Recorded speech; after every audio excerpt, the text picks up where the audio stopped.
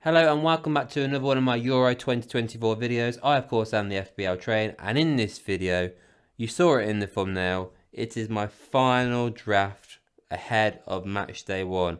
I'm not going to lie to you, out of the 15 players, 10 of them will be in my team for match day 1. That's how confident I am with those players. 5 of them I'm still iffy about, if I'm being honest, but 10 of them will be in my team come match day 1, which I'm really happy about now. I'm getting there. I mean, I've had 5 yesterday, so to get another 5, buzzing about that. So yeah, goalkeeper wise then, I've gone for Casteels and Diego Costa. Now, Diego Costa is going to be in my team for match day 1, no doubt about it. The fixtures are too good. No, my look now, he probably won't start, but I'm confident he's going to be their number 1 goalkeeper. And yeah, like I said, those fixtures are just way too good to pass on. So for sure, he's going to be starting. Casteels though, I'm not actually that confident with as of yet. Now he's same amount of, he costs the same. He's 5 million as well. So I could go for a cheaper option. I could go for Lunin like I had yesterday. He's 0.5 million. Who's going to start, or I could go for a 4 million goalkeeper. I mean, I could even gamble and go for Sales at 4 million. I mean, it's not 100% confident. Well, I'm not 100% confident anyway that Castile starts. But if let's say Sales does start, I've got a 4 million goalkeeper and we'll be buzzing. But so far it's Casteels. Now, there is this other issue as well. I do think Belgium are going to qualify out of the group stage, and I do think they'll finish top. Now, the golden generation is coming to an end with Belgium. So defensively, they're really, in my opinion, quite weak. They're nowhere near as good as they used to be. Attacking wise, it's like England. It's great, but defensive, it's even worse than England. So that is my biggest worry. They've got no real quality defenders. I mean, they're bringing in the Leicester defender in, who's just been playing Championship football. So that says you how weak their options are these days. So not that confident, to be fair, but we'll see. But yeah, so far he's in my team. But as you can tell, he's definitely one of the 5 players I'm not 100% sure on just yet. So then on to my defenders, and first up in here I've got Di Lorenzo of Italy. I've got to say, I'm not 100% confident he's going to start, to be fair, but the fact is he's got Albania. Now this is obviously going to be a tricky one, because obviously if he doesn't play I'll be a bit frustrated, because I do think Italy are going to get a clean sheet against Albania. Albania is the one fixture that we're all expecting the likes of Italy, Spain and Croatia to win. I'm not going to be surprised if Albania have something to say about that and actually do get a few goals and make me look stupid. But Di Lorenzo is also a nice attacking fullback to have as well. There is this issue of whether he will start or not. You know, Darmian could replace him. I just don't know. My international football isn't exactly the best, but that's what I'm hearing anyway. But we saw him in the last Euros. He was very good there. And yeah, he's 9% owned currently right now. So other people are looking at him as well. But yeah, he for me is more of a gamble just on match day 1. Match day 2, I'd look at probably getting rid of him, because I don't fancy him against the likes of Spain and Croatia. He's more just a gamble. I'm looking at the Albania fixture and I'm thinking, can he get something in that one? And I really do think he can. So that's why I've got him there. Teo Hernandez next. I mean, I think this guy's an unbelievable player. Now, obviously, the group stage on paper doesn't look easy for France, but I do think they'll qualify. First up, they've got obviously Austria. Now, Austria aren't exactly no scrubs either, to be fair. I think they're going to be a tougher game than Poland, for being honest, but I do think that France should be able to keep them out. I mean, their defence is amazing. I mean, I don't even think Saliba is going to be starting for France. That's how... Well, I say that's how good they are. I do think he's better than the 2 that they've got. But, you know, the manager's the manager and he's not going to change his mind, is he? But I do think they can keep a clean sheet in all 3 of these games, to be fair. But I wouldn't be surprised if they concede against the likes of, you know, the Netherlands. But Theo Hernandez is known for his attacking potential as well. And I do think that is a great option to have. Now, obviously, a lot of people are going for him, as you can see, because if you look on the website anyway, he's 27% currently owned. And I wouldn't be surprised if that rises by match day 1. I've got Mark Gay here. Now, I never thought I'd have this guy in my team before the tournament even began. Well, it's not even begun yet, but you know what I mean. Before the squads were even announced. I mean, I wasn't even sure this guy would get even in the team, but it looks like now he's going to be starting possibly for England in the Euros. Obviously, Harry Maguire is going to be, well, he's not there. He's not there at all. So we need somebody else in there, and it looks like Mark Gay is getting the nod. Obviously, Dunk is another option, but you know, he's not looked great as he in the friendlies. So, I mean, nobody in England looked great, but Gay looked better than Dunk. So I think, again, it's another gamble because he might not actually play. He might get dropped for, like I've just said, Dunk. But I'm going to go for the gamble. And look, I think Serbia will score against England. I'm not going to lie. I'm worried because I think their attacking threat is really good. So I think they'll score against England, as I do think with Denmark, to be fair. So it seems a bit silly, but the reason why I've got him is just in case. Because if England do manage to keep a clean sheet, I've got a 4.5 million defender here keeping clean sheets, especially if he starts anyway. And I look like a king. So yeah, that is why I've gone for Gay in my back lineup.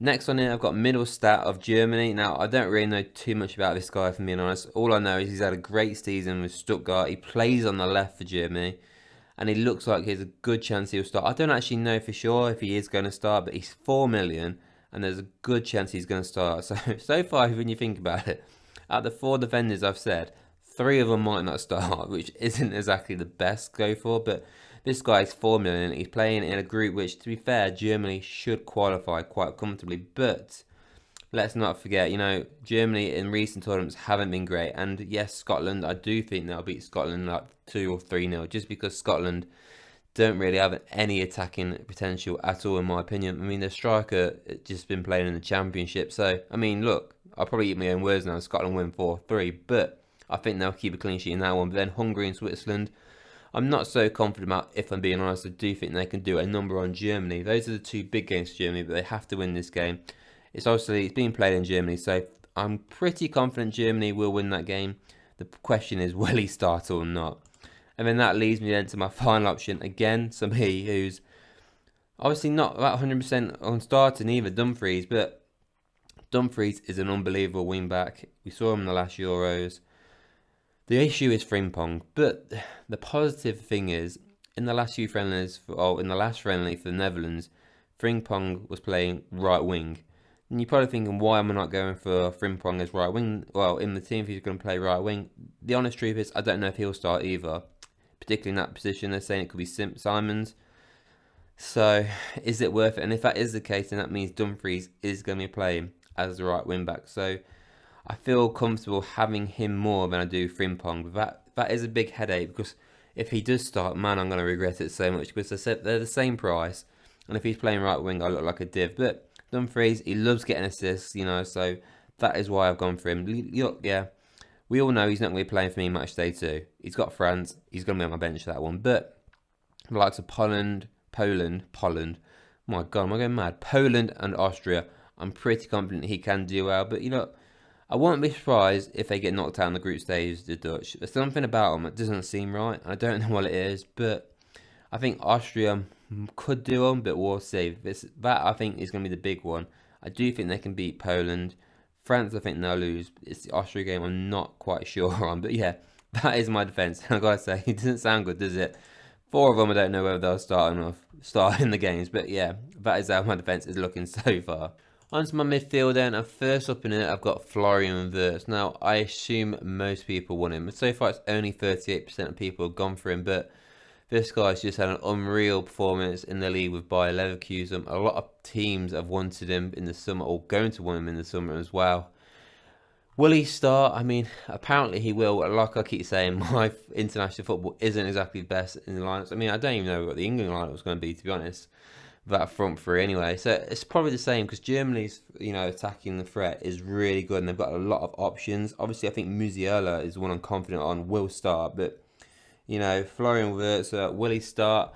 I'm not so sure, but I fancy having him for match day 1, and I can tell you, I'm 90% confident he will be in my team come match day 1. That's how confident I am on having him, because the guy is unreal. He's just had an unreal performance, and like I said, Scotland's a nice fixture to have on the first match day 1. If Germany have a great performance in that game, sky's the limit for them. It really is.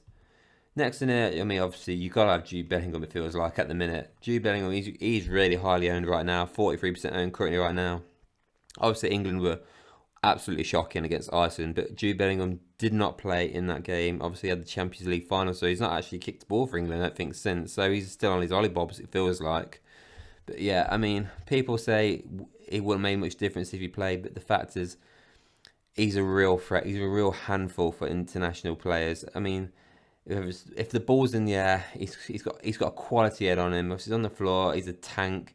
This guy is an absolute machine, and he's definitely somebody I want in my team for match day 1. I may not be that confident with England winning it, but I do think they're going to qualify on the group, even though Those first two games we've got are not going to be easy. Next on here, I've got Bernardo Silva. I mean, I love Bernardo Silva. I think he's an absolutely unreal player. And the fact that he's only 6% owned is absolutely unreal. And this fixture is coming up. I mean, the Czech Republic, nice fixture. Turkey, great fixture. And then to cap it off, Georgia. I mean, the only issue with that one is if they've already qualified, there is a chance of rotation. But he's 8.5 million. He's only 6% owned. I mean, this guy could be a great differential for me. So he's definitely somebody I really, really like. Shaqiri, I mean, he's definitely somebody I want in my team as well. 2% owned. He's only 2% owned, would you believe it or not? He is the talisman of Switzerland. He's definitely a gamble I think worth taking. Hungary first game, Scotland the second game. I mean, if Germany have qualified, let's say, and they have to win Switzerland, I can't see Shaqiri not scoring that game. I think he's going to have a good tournament. He's been unreal for Switzerland. He is their main man. And for sure, I mean, he's only 6.5 million as well. And every tournament, he seems to score in. I mean, I might not be right with that, but every time anyway, I seem to watch him, he scores. And for that, the fact that he's only 6.5 million, I felt like I just have to have him in my team. And then the final player, right, is Georgi Chakwenta, or whatever you say his name, the Georgie guy. Now, he's 4.5 million. I had 4.5 million left to pluck out a player, and I went for this guy. I mean, I don't know anything about him. He's not going to be playing for me. The only way he plays for me is if one of my players, well, quite a few of my players, completely blank, and I just have to go for the gamble and have him. But you never know, stranger things happen. And look, Georgia aren't exactly the best team in the world. I don't think they're going to qualify, but Turkey and Czech Republic, I think they've got a good chance of getting maybe a couple of goals, maybe even a surprise win. You never know. Remember North Macedonia a few years ago? You just never know. So you never know. He's 4.5 million. That's all I had left. But you know, stranger things have happened. So yeah, he's literally just all I had left. But you know, apart from that, I really do like the look of my midfield. And finally then, that brings me on to my front three. And of course, Mbappe is on there. He's been on every single one of my drafts. I'm not even trying to hide the fact that I don't want him in my team. He's just got to be in there, isn't he? So good. I mean, I hate the fact that he's going Real Madrid. But anyways, yeah, I've said enough about Mbappe. I think he's going to do well. My other strikers then. So first up on here, I've got Ronaldo. It was really difficult to decide whether to go for Ronaldo or Harry Kane. I'm not going to lie, but I've just decided to go for Cristiano Ronaldo. I mean, look, Harry Kane's going to score in this tournament. I think Ronaldo's going to score in this tournament. I can't have both because they're both so highly priced. Ronaldo is that 1 million cheaper, and he's only 15% owned, which I'm kind of happy about because Portugal's fixtures, I've been saying it time and time again, they're unbelievable. I think they're going to run right against the Czech, the Turkish, and Georgia. So I just felt like it's the right decision to go for Cristiano Ronaldo. I mean, the guy's an absolutely goal-scoring machine. So you're mental not to go for him. I know times he didn't score in the group stages or he didn't score a lot of goals in these tournaments, but for sure, I think he's got to do well in these games because they're probably the easiest group games he's probably ever had. So yeah, that is why I've got Ronaldo. And my final one is Chiesa. Now this one, up for grabs. I'm not going to lie, this one. So I do like Chiesa, but the fact is, his next two games after Albania aren't easy. So in my opinion, I'm going to have Chiesa for one game. That is it. But look at that game, Albania. I think he can absolutely run them right. I mean, I'm not even sure he's going to start. He could come off the bench. That is another worry that I've got with him. So yeah, a little worried about that. But you know, he's 7.5 million. There are other options obviously out there. But I like the look of him. The only problem I have with it is that means I've now got two Italian players in this team. And to be fair, the group isn't exactly easy. So that is my team then. How it's looking ahead of match day 1. So the 5 players I'm not confident about. Obviously, Chiesa is one of them. That Georgia player is obviously another. But he's probably going to be in there just because he's cheap. Gay, because I'm not sure he's going to start. Di Lorenzo, just because his group isn't easy. And Castillo. I think the rest of I mean, you know, tell a lie, I'm going to bring it down to 9 now because Dumfries Dumfries, I might gamble and go for Frimpong. I'm sitting on the fence in it, but for now, Dumfries is in my team. But that is the gamble to go for. And Di Lorenzo, the biggest issue as well I've got is the fact that Italy's, back line is not what it used to be. Bonucci's gone now. Chiellini's gone now. Spinazzola's not there. So that is a big issue. We've still got, obviously, Di Lorenzo himself and the likes of Donnarumma.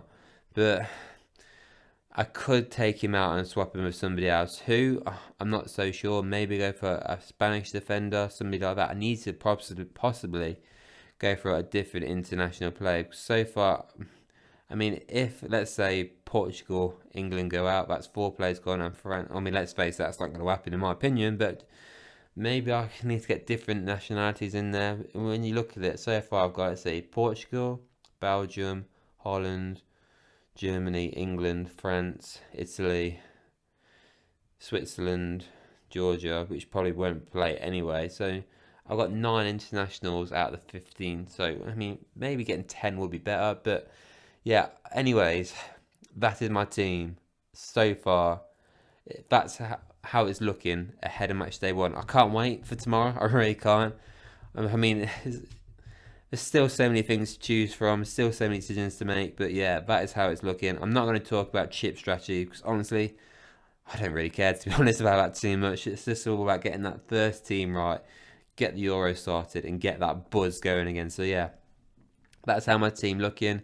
Please don't forget to like this video, hit subscribe, and good luck everyone on match day 1, and I'll see you all for match day 2.